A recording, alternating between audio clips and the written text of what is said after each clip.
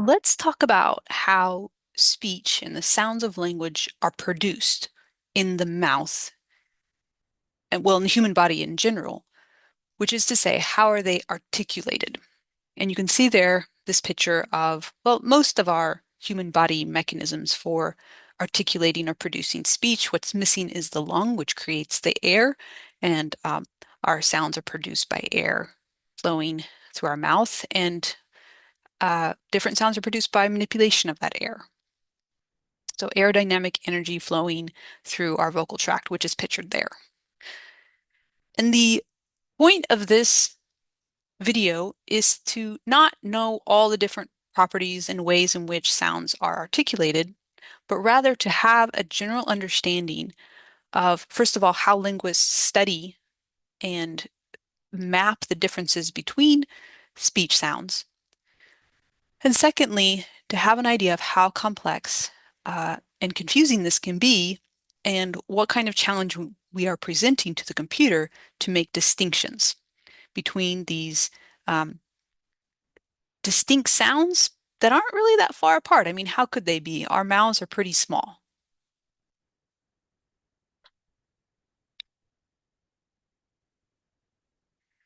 So here's an overview of how speech is produced and how linguists study. So we study articulatory phonetics. This is generally how we map sounds and talk about them and note them down.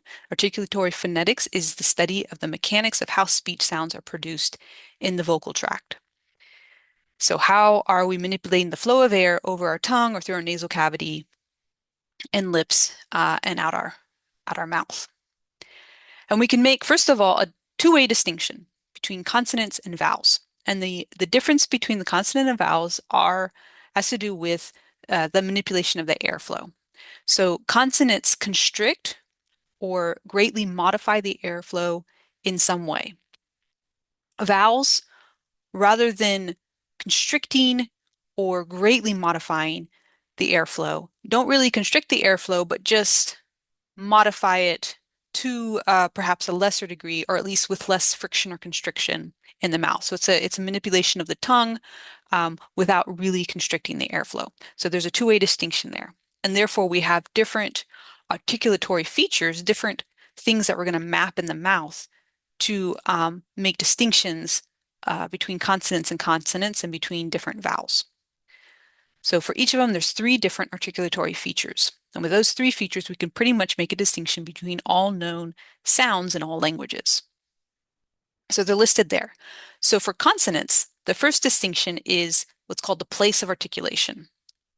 Where? In other words, where usually is the tongue, or whatever it's called the articulator, whatever is there has to be two. Usually it's the tongue on the top of the mouth, but it also can be your two lips or your tongue and your teeth, for example.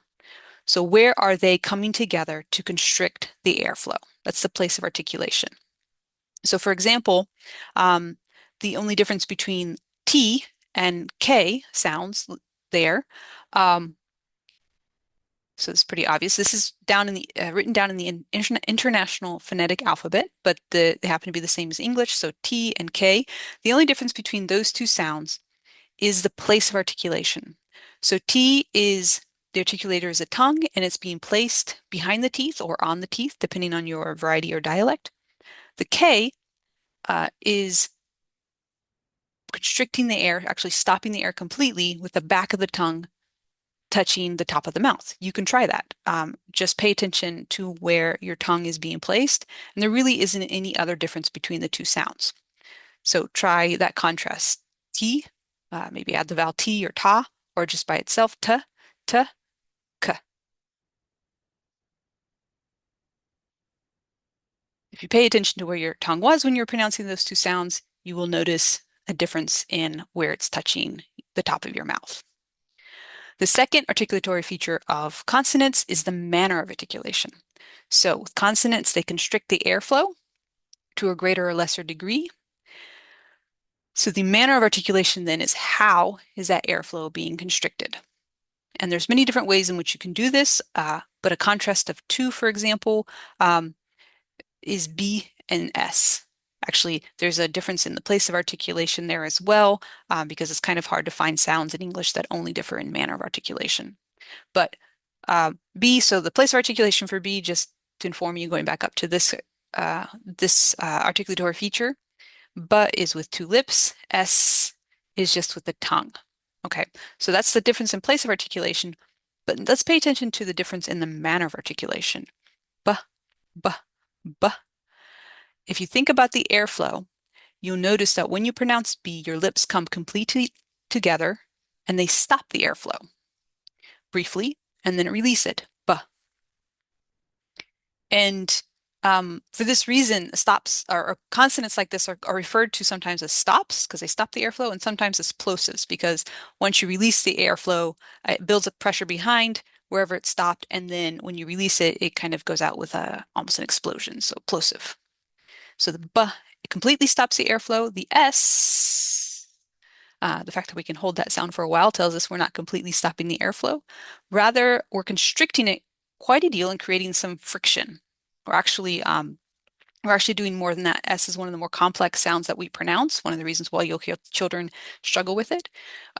We are putting our tongue close to the top of the mouth, but not completely. So we're not stopping it, but we're creating a tight constriction. And we're actually also creating a groove down the middle of our tongue. You can see if you can notice that when you pronounce it. And we're just letting the airflow go through that groove with some tight constriction, which creates this kind of friction of the air or a friction-like situation, which is why those kind of sounds are sometimes called fricatives.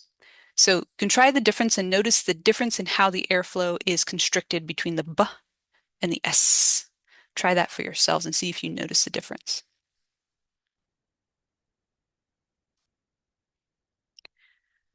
Cool. The third feature here for consonants is voicing, and that's whether or not we're going to turn on, as it were, our vocal cords down in our voice box. And we turn on vocal cords by vibrating them.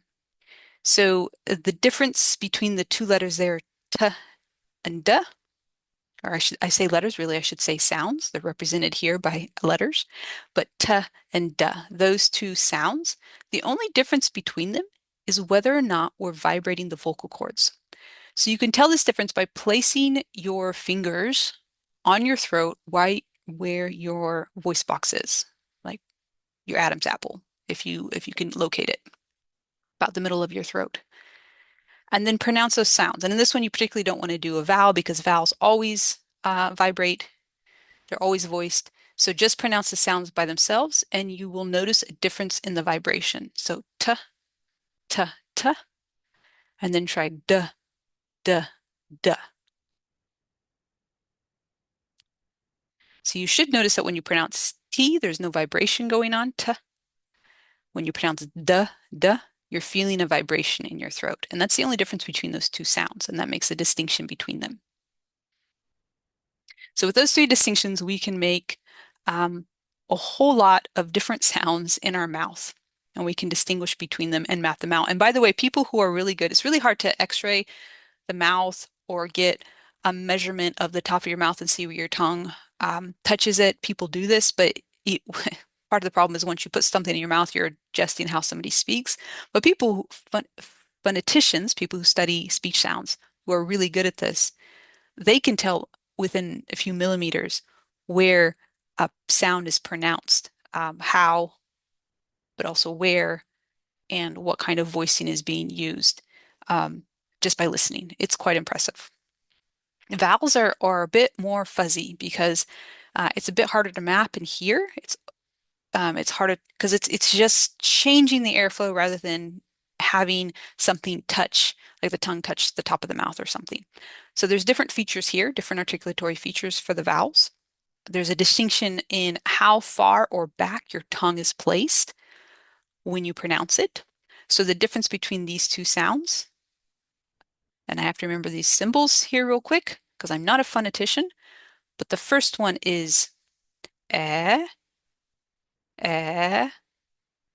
If I move my tongue backwards and make no other change, becomes ah, eh, ah. If you want to try those two sounds, it's hard to do because we don't, our English alphabet doesn't represent vowel sounds very precisely, so it may be hard to identify it correctly. But you can just start with a sound that you're familiar with and then pull your tongue backwards. For example, if you try E and move it back, you might notice that it's getting closer to the sound ooh, you, like that. So give it a try. Pick a sound, pull your tongue back, and see if you can find another vowel.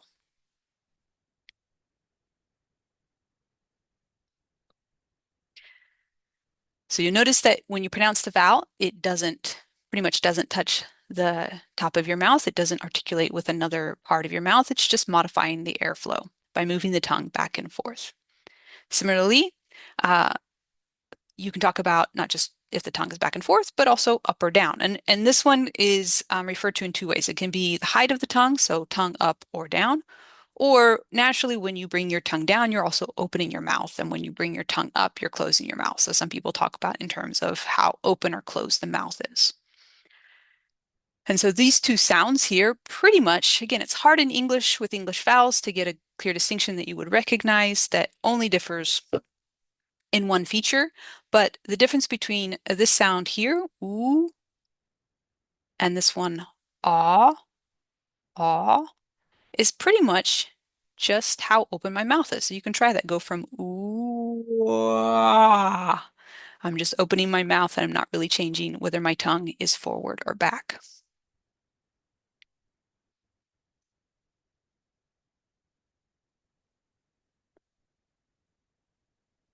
Right. And of course, sounds in the back of your mouth, actually, there's more room there to make more distinct sounds because it opens up more than the front of your mouth. I don't know if you've ever paid attention to it, but it's true. You can kind of feel around with your tongue and see that that's true.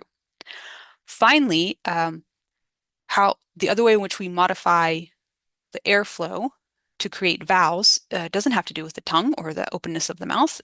It has to do with whether or not we involve the lips. And this is called rounding because usually when we bring the lips into play, what we're going to do with the lips is either pull them back like a smile when you say E, as in cheese, right? That's why we say that word when we're getting a picture taken. It makes a nice smile because our lips come back and our mouth is closed.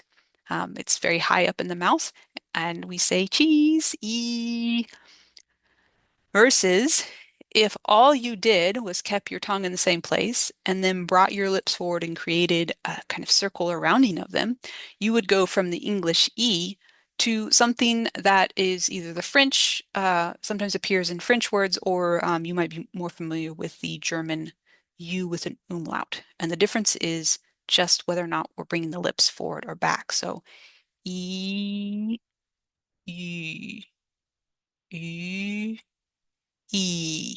So give that a try. Just round your lips or unround your lips, but leave everything else the same in your mouth and see if you can make the difference in those two sounds and pronounce that German umlaut.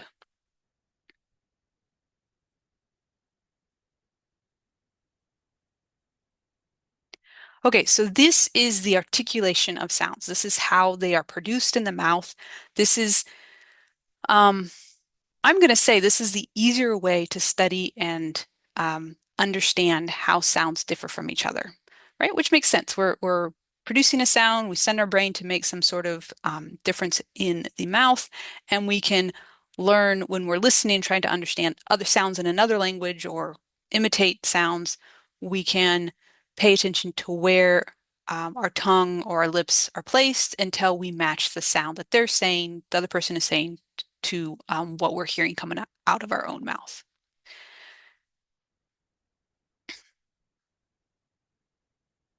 With those features, we can create, and well, linguists have created what's called the International Phonetic Alphabet, which is a way, not a writing system, but rather a way to do an exact transcription of speech sounds. And this is a simplified version. It has a lot of variations, diacritics, but this is the basics. And so once you understand the three, and this is just the consonants actually. So once you understand the three articulatory features of consonants, which are place of articulation, where the tongue goes, or lips, where the articulators go and meet, the manner of articulation, how the airflow is constricted, and voicing, whether or not we bring in our vocal cords and vibrate them. Once you understand that, then this chart all of a sudden makes a lot of sense because if you start, for example, over here in this column, called the bilabial column. If you know a little Latin, you might guess what that means, but I'll tell you, bi is two, labial means lips. So this is the column of the sounds that are pronounced with the place of articulation of two lips being involved, both of our lips. So, h, b, m, those are the English sounds that are pronounced with this place of articulation. If you move then this way across the chart, what's happening is we're actually moving back in the mouth so that we can get, for example, to g and k here, and they are pronounced with the back of the tongue meeting the top of the mouth in the back. So we're moving back all the way back to the glottis, which is right at our vocal cords, way back there, pretty much almost in our throat. So the columns here are the place of articulation, and they kind of follow forward to back from lips here to throat here. If you move down this chart, we're changing the manner of articulation. And this doesn't have to do so much where, but of course this is how.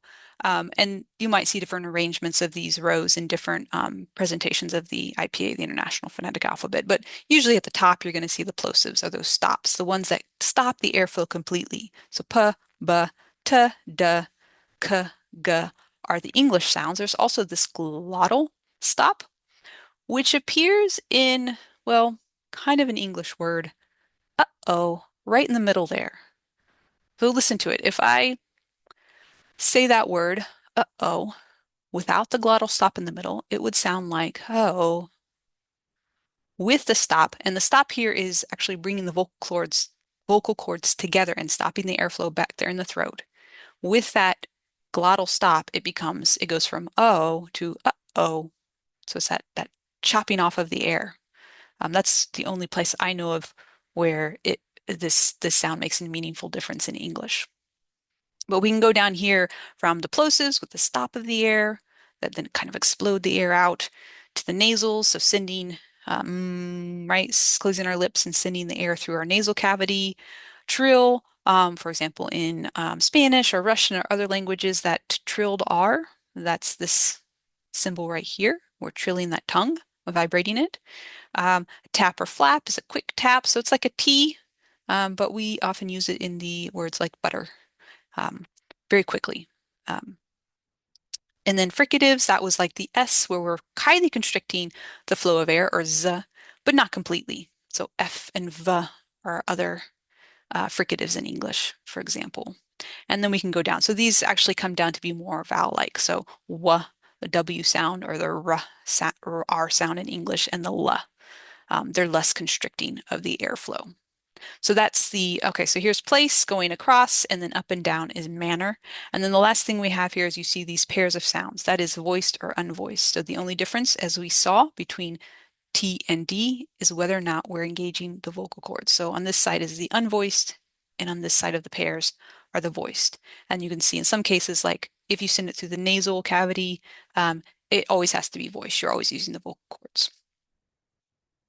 So this is the way of precisely writing down all these distinctions based on the articulatory features of sounds. And another interesting thing here I'll just mention that you might be interested in is if you see a box here, so here we have grayed out boxes and we have white boxes, right? So the grayed out boxes means that this sound is not physically possible in the human body. So apparently you cannot trill or quickly vibrate the middle of your tongue under your hard palate. I guess you can trill the back of your tongue. Oh no, sorry, this is your uvular. Sorry, this is the little flap that hangs down the back of your mouth. You can actually trill that. Give that a try. Try not to choke, but you can do it. So the grayed out means it's physically not possible to make this sound. The white boxes that are empty means that it's theoretically possible physically for a human to pronounce it, but it has never been found or tested in any human language. Why? We don't know, but those white boxes might someday be filled in by some language that changes, or possibly even it's still possible we might find languages that we don't know of yet. So that's just an interesting little tidbit. Here's the International Phonetic Alphabet with the vowels, and here you can see, right, the difference in the tongue. Right, and here it's talking about the mouth, it's closed or open, and the tongue is front, central, or back. And then here again, we have the pairs with the back pair being the rounded ooh. And if I pull my teeth back and don't engage the lips, ooh. is this otherwise the same. Or over here, here's the two we tried. E as in cheese, and just pulling the lips in. E. So you don't need to know this alphabet. I think it's interesting to study. Um, but an advantage of being familiar with it, even if you don't know the details, that can come to play when you're trying to build technology or alphabets for that matter, writing systems for any language, is that you can then do with the IPA what's called a sound inventory, or sometimes called a phoneme inventory. And a sound inventory, a language's sound inventory, is an inventory of all the sounds that are meaningful in that language. And those meaningful languages are called phonemes. So let's do a little exploration of terms here. A phone, which means sounds in Greek, phone like telephone, far away sound. Tele is far. A telephone, sorry, not a telephone, a phone is a sound, any sound found or possible in human language. So all of the symbols that you saw in the IPA charts, those represent phones. So any sound that you might pronounce in any language are all the phones of human language. But we don't use all of those sounds in all the languages. And sometimes even when we use a sound like that glottal stop in uh-oh, um, I mean, it's arguable whether that's even a word, but if we use it anywhere else in the English language, it's still a phone, but it's not meaningful. It doesn't make a meaningful difference in the meaning between one word and another. And so we want to talk about the sounds that are meaningful in a language. And those sounds are called phonemes. Those are the phones that are not just used in a language, but are used to distinguish meaning. But usually they have the potential, not always do they do this, but they have the potential. There's at least two words in which they distinguish meaning. So they have the potential to make the difference between two words in a particular language. So these two concepts, the phone concept's pretty easy. It's any speech sound. Phoneme concept is a little bit more difficult. I found students struggle with that without studying it in more depth. So let me see if I can help you here a little bit. First of all, it's an abstract idea, right? So phones are something that we can objectively measure. We can see where they're pronounced. We can talk about them in terms of their articulatory features and the differences between those features.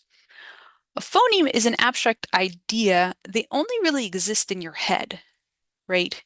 Um, the pho the phoneme, for example, is why when you're learning a foreign language and someone says, okay, pronounce this word, and you pronounce it, and they say it again, say, no, you're not pronouncing it correctly, and you keep trying, you're like, you're saying it, and I'm saying it exactly how you're saying it, and they say, no, you're not, because your language has different phonemes from their language.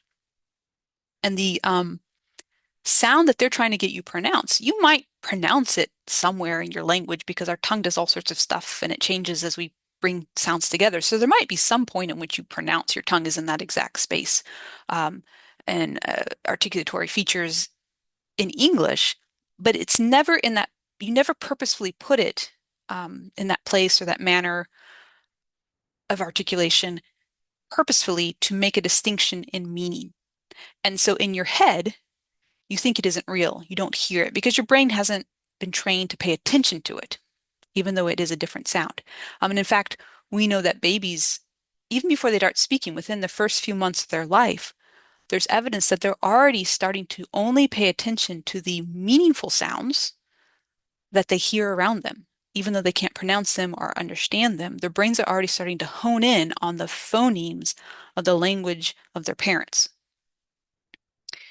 Another thing that makes this difficult is that a phoneme isn't just one sound. It can be pronounced differently depending on surrounding sounds. So we talked about how the K can be pronounced back in the mouth if the vowel is also back in the mouth that follows it. But if the vowel that follows it, as in key, the E sound is pronounced further in the mouth, then that K sound, you're actually moving your tongue forward closer to the palate, which in another language might be a totally different sound. But in English, we don't have a meaningful distinction. And so it's different in properties, articulatory properties, but in our head, the K when we pronounce cuckoo and the K when we pronounce key, even though there's a difference in where our tongue is, we don't pay attention to that difference because to us, the two different phones is one meaningful sound. It is a phoneme. Okay, so hopefully that helps a little bit.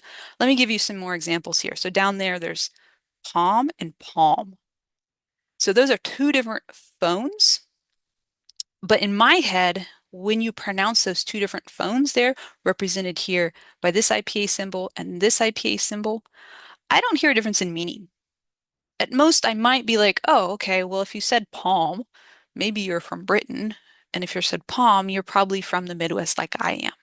And so I don't hear a meaningful difference. So they're two different phones, but in my head, they're the same phoneme. And maybe that's true for you as well. Another example here would be so the phonemes being pronounced as different phones might be a difference of surrounding sounds. It might be different in accent. It might be different in dialects. So you can see which one works for you here. But to me, these two words are pronounced the same. I pronounce them both pen. Um, but I definitely know some people who hear that and are like, wait, which one are you talking about? In my dialect, you have to figure it out from context. I rarely talk about a writing pen when I mean a sticking pen. So usually it's pretty easy. But other people will be like, no, you have to pronounce this differently. This is pen and this is pin. Um, so in my head, these two different sounds, um, if I hear it in their dialect, I'd be like, well, it's the same word. It doesn't really make a difference. Um, it's one phoneme. And actually, in my dialect, it's one phoneme and one phone. To them, it's two different phones that are meaningful in the distinction of meaning, and therefore two different phones and two different phonemes. So there's a lot of variation, a lot of complication. Again, that's part of a big part of the point of this little lecture here is to understand all these complications that come in with speech and everything that your brain is doing and your brain is capable of doing and making distinctions that computers can't necessarily, not without a good bit of help. All right, I'm going to walk through one more thing here. Um, So I so this was to all of that discussion was to introduce you to the idea of sound inventory. So you can come up with an inventory of meaningful sounds in a language. Those meaningful sounds are called phonemes, and it might differ from one dialect to another. And when you do that, then here's an example of a sound inventory. Okay, so this is General American English, and what they've done is with the vowels, they've taken the whole vowel chart and just highlighted in green the ones that are meaningful, the phonemes, the meaningful sounds in this General American English dialect, which if we count them, there's 1, 2, 3, 4, 5, 6, 7, 8, 9, 10, 11, 12, 13. That's a fair number of distinctions to make in a fairly small mouth. And then here's the consonants. And the consonants, they've taken that consonant chart and just left off all the symbols that are not meaningful sounds in English and left us with a bunch here. I won't count them, but if you combine these together, you'll get to roughly 40, which is true in all English dialects and varieties. Depending on which one you speak, there's somewhere between 40 to 45 distinct sounds, so 40 to 45 phonemes in English. It's not the most sounds in a language, but definitely not the least. In fact, that prize of the least number of meaningful distinctions, so meaningful distinctive sounds or meaningful phonemes in a language goes to Hawaiian. And you can see here a significantly less than half, right? There's only 5 vowels, so less than half of what we have in English. And then we can count the consonants, definitely less than what was English. And there's 1, 2, 3, 4, 5, 6, 7, 8. So together there are 13 phonemes. The sound inventory of Hawaiian, it comes to the total of 13. It's not a less sophisticated language than English. It just works differently. And they manage to say everything that they need to say um, that humans might want to communicate with each other with just 13 distinct sounds compared to the 40 or so that English has. On the other end of the scale, the sound or the language that gets the prize for the most sounds is Ubykh, which is a language that was spoken in the Caucasus Mountains between Russia and Azerbaijan and Georgia, the Republic of Georgia. And so you can see in the vowel chart, 2 vowels. That's a little bit controversy. Some people say that's not possible. There might be a third one. Um, And then on the other end of that is all these consonants. There are over 80 distinct sounds, 80 phonemes in Ubuntu, which is crazy to me, right? It's not something I'm used to in English by any means. And it is the extreme of the number of sounds. So I'm going to give you a little treat. I'll try not to choke, but I'm just going to take these sounds here, these different consonants, and I'm going to try to pronounce them as best I can and see if you hear a difference. Okay, so these are uvular sounds. They're pronounced with the back of the tongue going back and touching, making contact. So they're plosive, so they have to fully stop the airflow. And they are going to do that by the back of the tongue touching that little flap that hangs down on the back of your mouth. So see if you can tell the difference between these. I'm going to add the vowel ah after them. So qua, ka, qua, ka, qua. Okay, I probably didn't do them completely correct, but if you heard a difference in all five of those sounds, I would be very impressed. I don't think I could hear it. But for speakers of this language, because these are five different phonemes, the differences between those five sounds is as distinct as the difference between T and S is for you.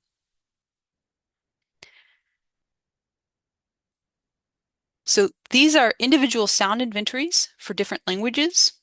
And then once you have them for individual languages, you can do some cool stuff by comparing them. So here's a comparison of the vowels in Spanish and the vowels in English. So in Spanish, just like in Hawaiian, there are five vowels. In fact, that's the most common number of vowels to have in a language, and they're usually roughly corresponding to these parts of the mouth. And if you think about it, it makes sense because you can particularly see that in the Hawaiian chart here. This is the furthest apart you can get in your mouth, and so the perception is easier, right? They're the biggest difference in perception and in distance in the mouth. So five, that's the most common number of vowels. English beats that. We have certainly above the average. So the red here are the ones that are found both in Spanish and English. There's only four that overlap. And then we add in these others, which I'm not exactly sure which dialect of English this represents. So this is cool. This is interesting, but it also is another way to recognize the complexity of speech and the challenge that we're presenting to a computer, a rather simple machine, to recognize speech, particularly when you have all these variations. So imagine someone speaking with a Spanish accent in English is going to have difficulty making these distinctions, and they have to learn. And of course, not all of them are going to turn out right, but the computer still needs to be able to recognize that they're speaking English.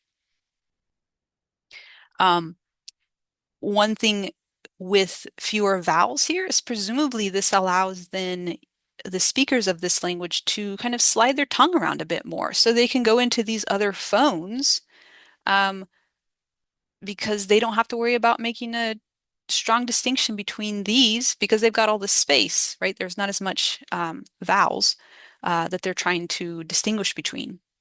And so there's presumably a lot more variation of a sound that should be represented by the same letter in Spanish compared to English, where you can't go too far before you're making a totally different sound in that language.